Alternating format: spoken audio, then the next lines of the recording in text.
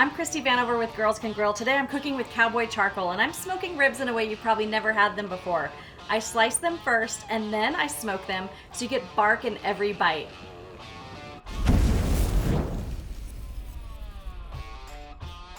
The ingredients you'll need for today's recipe include St. Louis style ribs, my pork rub, a bottle of water, and your favorite barbecue sauce. You'll need cowboy apple wood chips and foil for a gas grill, cowboy hickory or apple pellets for a pellet grill, cowboy applewood briquettes for a charcoal grill, plus a chimney lighter and fire starter. You'll also need a knife, cutting board, thermometer, basting brush, bowl, and tongs.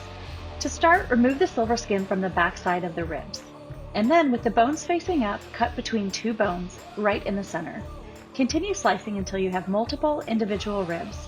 You should end up with about 12 ribs for each rack.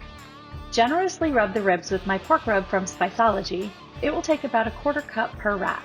You can also add another tablespoon of seasoning. I like adding taco seasoning or something with an Asian profile if I'm feeling up for it.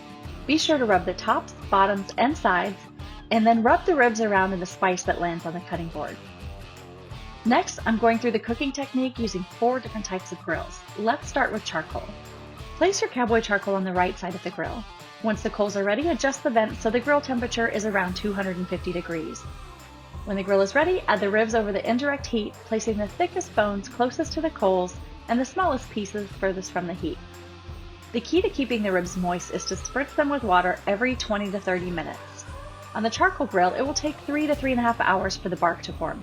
You'll know they're ready when the internal temperature on your thermopen reaches 200 to 208 degrees. At this point, you could serve them like this or brush them with your favorite barbecue sauce. If you add sauce, let that sauce cook for another 5 to 10 minutes. For a pellet grill, fill the hopper with cowboy pellets and set the grill to 250 degrees. Add the ribs to the grill and follow the same spritzing process every 20 to 30 minutes and cook to an internal temp of 200 to 208 degrees. It will take about 2.5 hours on a pellet grill. For a gas grill, light the grill and turn one burner to medium.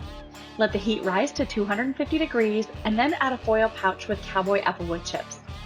Add the ribs to the indirect heat side, placing the thicker ones toward the heat. Spritz often to ensure they stay moist and cook to 200 to 208 degrees, which will take about 3 to 3.5 hours on a gas grill. For a Ninja Booty grill, add the air fryer basket to the grill, set it to roast, and the temperature to 250 degrees. Set the time to 2.5 hours. Once it's preheated, add the ribs to the grill. The grill will hold about 8 to 10 ribs. Close the lid and cook for about 1.5 hours, spritzing often. Again, shoot for a temperature between 200 and 208 degrees. That's it! Individually smoked ribs on 4 different types of grills.